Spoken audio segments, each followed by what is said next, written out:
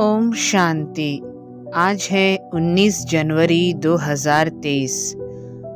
प्रातः मुरली बाप दादा मधुबन। मीठे बच्चे, साकार शरीर को याद करना भी भूत अभिमानी बनना है, क्योंकि शरीर 5 भूतों का है। तुम्हें तो देही अभिमानी बन एक विदेही बाप को याद करना है। प्रश्न 1, सबसे सर्वोत्तम कार्य कौन सा है जो बाप ही करते हैं?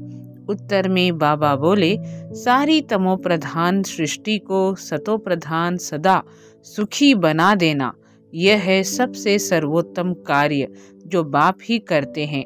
इस ऊंचे कार्य के कारण उनके यादगार भी बहुत ऊंचे ऊंचे बनाए हैं। प्रश्न 2, किन 2 शब्दों में सारे ड्रामा का राज आ जाता है?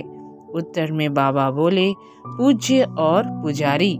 जब तुम पूज्य हो तब पुरुषोत्तम हो, फिर मध्यम कनिष्ठ बनते। माया पूज्य से पुजारी बना देती है। माया पूज्य से पुजारी बना देती है। गीत है, महफिल में जल उठी क्षमा। ओम शांति। भगवान बैठ बच्चों को समझाते हैं कि मनुष्य को भगवान नहीं कहा जा सकता। ब्रह्मा विष्णु शंकर का भी चित्र है, उनको भगवान नहीं कह सकते। परमपिता परमात्मा का निवास उनसे भी ऊंच है, उनको ही प्रभु ईश्वर भगवान आदि कहते हैं। मनुष्य जब पुकारते हैं तो उन्हों को कोई भी आकार व साकार मूर्ति दिखाई नहीं पड़ती, इसलिए किस भी मनुष्य आकार को भगवान कह देते हैं। सन्यासियों को भी देखते हैं तो कहते हैं भगवान, परंतु भगवान खुद समझाते हैं कि मनुष्य को भगवान नहीं कहा जा सकता। निराकार भगवान को तो बहुत याद करते हैं।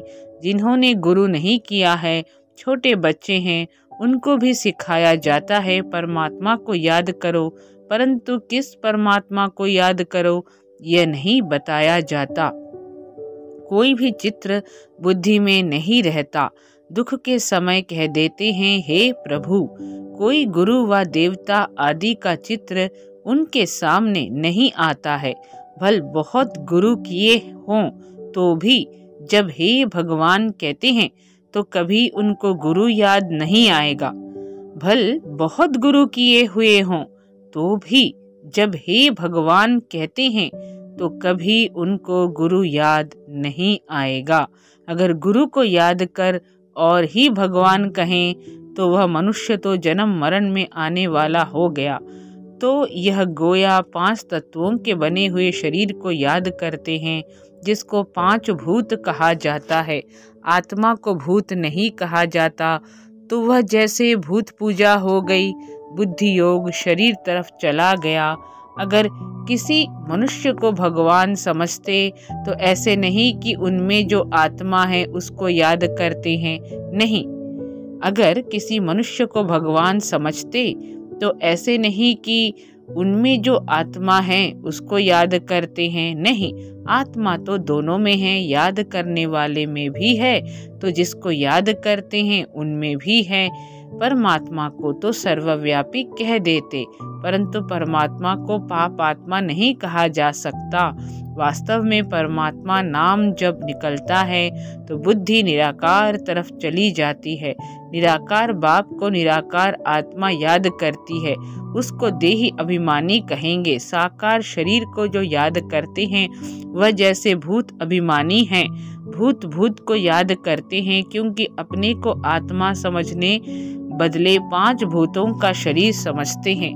नाम भी शरीर पर पड़ता है। अपने को भी 5 तत्वों का भूत समझते हैं और उनको भी शरीर से याद करते हैं। देही अभिमानी तो है नहीं। अपने को निराकार आत्मा समझें तो निराकार परमात्मा को याद करें। सभी आत्माओं का संबंध पहले पहले परमात्मा से है। आत्मा दुख में परमात्मा को ही याद करती है, उनके साथ संबंध है। परमपिता परमात्मा आत्माओं को क्या करते हैं? सभी दुखों से छुड़ाते हैं। इसलिए बाबा आगे यह कहते हैं कि उन्हें क्षमा भी कहा जाता है। तो कोई बत्ती आदि की बात नहीं, उनको क्षमा भी कहते हैं। कोई बत्ती आदि की बात नहीं, वह तो परमपिता परमात्मा है। क्षमा कहने से मनुष्य फिर ज्योति समझ लेते हैं। क्षमा कहने से मनुष्य फिर ज्योति समझ लेते हैं। यह तो बाप ने खुद समझाया है। मैं परम आत्मा हूँ जिसका नाम शिव है। शिव को रुद्र भी कहते हैं। उस निराकार के ही अनेक नाम हैं और कोई के इतने नाम नहीं। ब्रह्मा विष्णु शंकर का एक ही नाम है। जो भी देहधारी हैं उन्हों का एक ही नाम है। एक ईश्वर को ही अनेक नाम दिए जाते हैं। उनकी महिमा अपरंपार है। मनुष्य का एक नाम फिक्स है। अब तुम मरजीवा बने हो तो तुम्हारे पर दूसरा नाम रखा गया है जिससे पुराना सब भूल जाए। तुम परमपिता परमात्मा के आगे जीते जी मरते हो तो यह है मरजीवा जन्म। तो जरूर माता पिता पास जन्म लिया जाता है। यह गुह्य बातें बाप बैठ तुमको समझाते हैं। दुनिया तो शिव को जानती नहीं, ब्रह्मा विष्णु शंकर को जानती है। ब्रह्मा का दिन ब्रह्मा की रात भी कहते हैं। यह भी सिर्फ सुना है, ब्रह्मा द्वारा स्थापना, परंतु कैसे यह नहीं जानते। अब क्रिएटर तो जरूर नया धर्म नई दुनिया रचेगा। ब्रह्मा द्वारा ब्राह्मण कुल ही रचेगा। तुम ब्राह्मण ब्रह्मा को नहीं परमपिता परमात्मा को याद करते हो, क्योंकि ब्रह्मा द्वारा तुम उनके बने हो। बाहर वाले देह अभिमानी ब्राह्मण ऐसे अपने को ब्रह्मा के बच्चे शिव के पुत्र नहीं कहेंगे। शिव बाबा जिसकी जयंती भी मनाते हैं, परंतु उनको न जानने के कारण उनका कदर नहीं है। उनके मंदिर में जाते हैं, समझते हैं यह ब्रह्मा विष्णु शंकर व लक्ष्मी नारायण तो नहीं है। वह जरूर निराकार परमात्मा है। और सभी एक्टर्स का अपना अपना पार्ट है। पुनर्जन्म लेते हैं तो भी अपना नाम धरते हैं। यह परमपिता परमात्मा एक ही है जिसका व्यक्त नाम रूप नहीं है, परंतु मूढ़मती मनुष्य समझते नहीं है। परमात्मा का यादगार है तो जरूर वह आया होगा, स्वर्ग रचा होगा, नहीं तो स्वर्ग कौन रचेगा। अब फिर आकर यह रुद्र ज्ञान यज्ञ रचा है। इसको यज्ञ कहा जाता है क्योंकि इसमें स्वाहा होना होता है। यज्ञ तो बहुत मनुष्य रचते हैं, वह तो सब है भक्ति मार्ग के स्थूल यज्ञ। यह परमपिता परमात्मा स्वयं आकर यज्ञ रचते हैं, बच्चों को पढ़ाते हैं। यज्ञ जब रचते हैं तो उसमें भी ब्राह्मण लोग शास्त्र कथाएं आदि सुनाते हैं। यज्ञ जब रचते हैं तो उसमें भी ब्राह्मण लोग शास्त्र कथाएं आदि सुनाते हैं। यह बाप तो नॉलेजफुल है। कहते हैं यह गीता भागवत आदि शास्त्र सभी भक्ति मार्ग के हैं। यह मटेरियल यज्ञ भी भक्ति मार्ग के हैं। यह है ही भक्ति मार्ग का समय। जब कलयुग का अंत आए तब भक्ति का भी अंत आए, तब ही भगवान आकर मिले, क्योंकि वही भक्ति का फल देने वाला है। उनको ज्ञान सूर्य कहा जाता है। ज्ञान चंद्रमा, ज्ञान सूर्य और ज्ञान लकी सितारे। अच्छा, ज्ञान सूर्य तो है बाप, फिर माता चाहिए ज्ञान चंद्रमा। तो जिस तन में प्रवेश किया है वह हो गई ज्ञान चंद्रमा माता, और बाकी सब हैं बच्चे लकी सितारे। इस हिसाब से जगदम्बा भी लकी स्टार हो गई, क्योंकि बच्चे ठहरे ना। स्टार्स में कोई सब में तीखा भी होता है, वैसे यहाँ भी नंबरवार वह है स्थूल आकाश के सूर्य चांद और सितारे, और यह है ज्ञान की बात। जैसे वह पानी की नदियां और यह है ज्ञान की नदियां जो ज्ञान सागर से निकली हैं। अब शिव जयंती मनाते हैं। जरूर वह सारे सृष्टि का बाप आते हैं, आकर जरूर स्वर्ग रचते होंगे। बाप आते ही हैं आदि सनातन देवी देवता धर्म की स्थापना करने, जो प्रायः लोप हो गया है। गवर्नमेंट भी कोई धर्म को नहीं मानती है। कहते हैं हमारा कोई धर्म नहीं, यह ठीक कहते हैं। बाप भी कहते हैं भारत का आदि सनातन देवी देवता धर्म प्राय लोप है। धर्म में ताकत रहती है। भारतवासी अपने दैवी धर्म में थे तो बहुत सुखी थे। वर्ल्ड ऑलमाइटी अथॉरिटी राज्य था, पुरुषोत्तम राज्य करते थे। श्री लक्ष्मी नारायण को ही पुरुषोत्तम कहा जाता है। नंबरवार ऊंच नीच तो होते हैं। सर्वोत्तम पुरुष, उत्तम पुरुष, मध्यम कनिष्ठ पुरुष होते ही हैं। सर्वोत्तम पुरुष, उत्तम पुरुष, मध्यम कनिष्ठ पुरुष तो होते ही हैं। पहले सभी से सर्वोत्तम पुरुष जो बनते हैं वही फिर मध्यम कनिष्ठ बनते हैं। तो लक्ष्मी नारायण है पुरुषोत्तम, सभी पुरुषों में उत्तम। फिर नीचे उतरते हैं तो देवता से क्षत्रिय, क्षत्रिय से फिर वैश्य, शूद्र कनिष्ठ बनते हैं। सीताराम को भी पुरुषोत्तम नहीं कहेंगे। सभी राजाओं के राजा सर्वोत्तम सतोप्रधान पुरुषोत्तम हैं लक्ष्मी नारायण। यह सब बातें तुम्हारी बुद्धि में बैठी हैं। कैसे यह सृष्टि का चक्र चलता है, पहले पहले उत्तम फिर मध्यम कनिष्ठ बनते हैं। इस समय तो सारी दुनिया तमो प्रधान है। यह बाप समझाते हैं जिसकी अब जयंती मनाएंगे। तुम बता सकते हो कि आज से 5000 वर्ष पहले परमपिता परमात्मा शिव पधारे थे। आज से 5000 वर्ष पहले परमपिता परमात्मा शिव पधारे थे। तो भगवान शिव कहते हैं कि आज से 5000 वर्ष पहले स्वयं परमात्मा इस धरती पर पधारे थे, नहीं तो शिव जयंती क्यों मनाते। परमपिता परमात्मा जरूर बच्चों के लिए सौगात ले आएंगे और जरूर सर्वोत्तम कार्य करेंगे। सारी तमोप्रधान सृष्टि को सतोप्रधान सदा सुखी बनाते हैं। जितना ऊंच है उतना ऊंच यादगार भी था।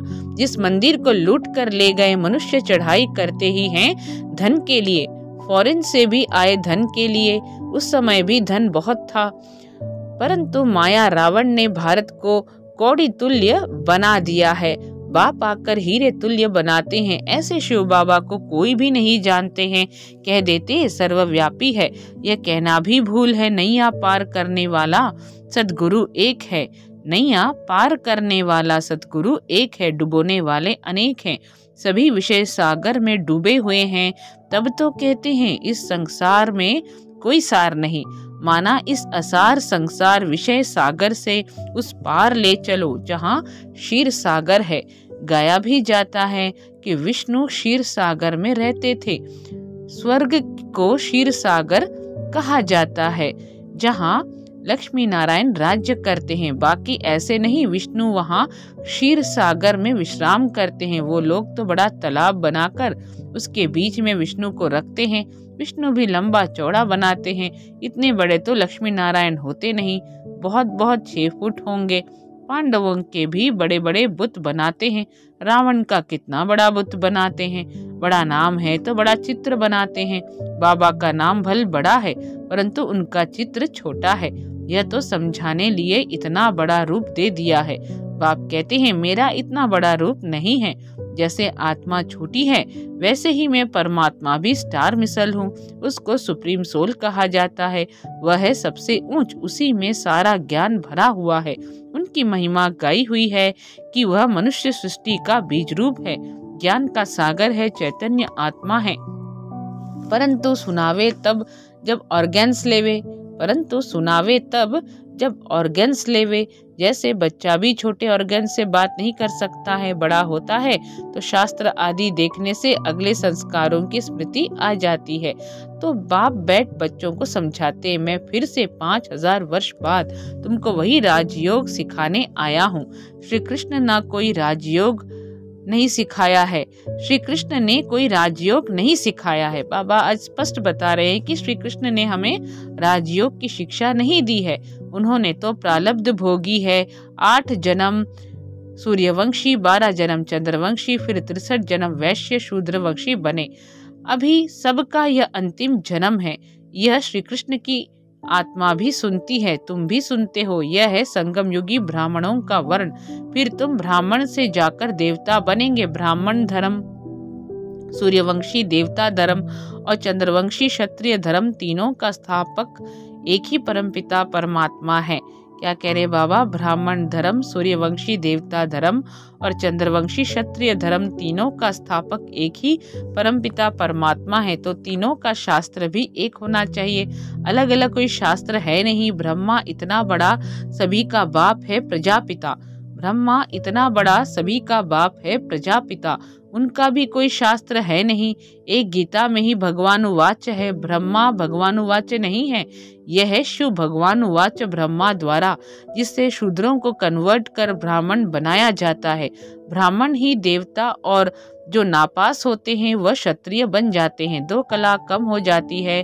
कितना अच्छी रीति समझाते हैं। ऊंचते ऊंच है परम पिता परमात्मा, फिर ब्रह्मा विष्णु शंकर उनको भी पुरुषोत्तम नहीं कहेंगे। जो पुरुषोत्तम बनते हैं वही फिर कनिष्ठ भी बनते हैं। मनुष्यों में सर्वोत्तम है लक्ष्मी नारायण, जिसके मंदिर भी हैं, परंतु उनकी महिमा को कोई जानते नहीं है, सिर्फ पूजा करते रहते हैं।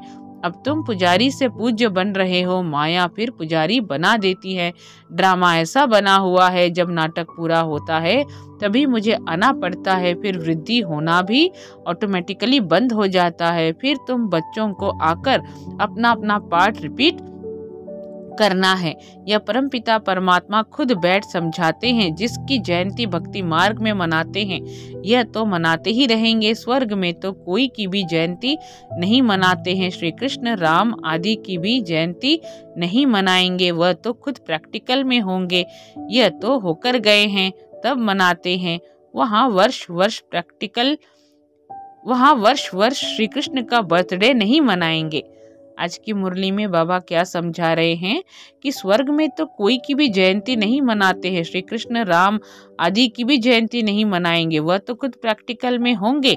यह तो होकर गए हैं तब मनाते हैं। वहाँ वर्ष वर्ष श्री कृष्ण का बर्थडे नहीं मनाएंगे, वहाँ तो सदैव खुशियां हैं ही, बर्थडे क्या मनाएंगे।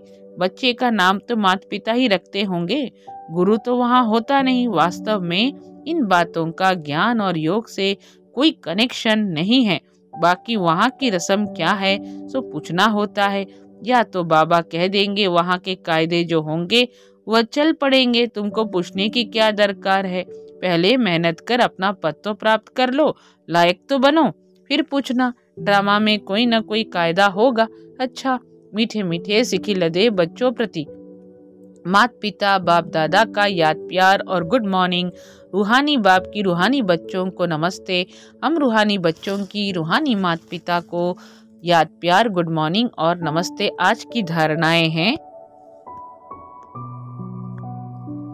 धारणा के लिए मुख्य सार बाबा पहला पॉइंट बता रहे हैं, अपने को निराकार आत्मा समझ निराकार बाप को याद करना है। अपने को निराकार आत्मा समझ निराकार बाप को याद करना है, किसी भी देहधारी को नहीं। मर जीवा बन पुरानी बातों को बुद्धि से भूल जाना है। मर जीवा बन पुरानी बातों को बुद्धि से भूल जाना है। बाप के रचे हुए इस रुद्र यज्ञ में संपूर्ण स्वाहा होना है। शूद्रों को ब्राह्मण धर्म में कन्वर्ट करने की सेवा करनी है। वरदान है दिनचर्या की सेटिंग और बाप के साथ द्वारा हर कार्य एक्यूरेट करने वाले विश्व कल्याणकारी भव। दिनचर्या की सेटिंग और बाप के साथ द्वारा हर कार्य एक्यूरेट करने वाले विश्व कल्याणकारी भव। दुनिया में जो बड़े आदमी होते हैं उनकी दिनचर्या सेट होती है। कोई भी कार्य एक्यूरेट तब होता है जब दिनचर्या की सेटिंग हो। सेटिंग से समय, एनर्जी सब बच जाते हैं। एक व्यक्ति 10 कार्य कर सकता है, तो आप विश्व कल्याणकारी जिम्मेवार आत्माएं हर कार्य में सफलता प्राप्त करने के लिए दिनचर्या को सेट करो और बाप के साथ सदा कंबाइंड होकर रहो। 1000 भुजाओं वाला बाप आपके साथ है। 1000 भुजाओं वाला बाप आपके साथ है तो एक कार्य के बजाय 1000 कार्य एक्यूरेट कर सकते हो। स्लोगन है, सर्व आत्माओं प्रति शुद्ध संकल्प करना ही वरदानी मूर्त बनना है। सर्व आत्माओं प्रति शुद्ध संकल्प करना ही वरदानी मूर्त बनना है। अच्छा, सभी को ओम शांति।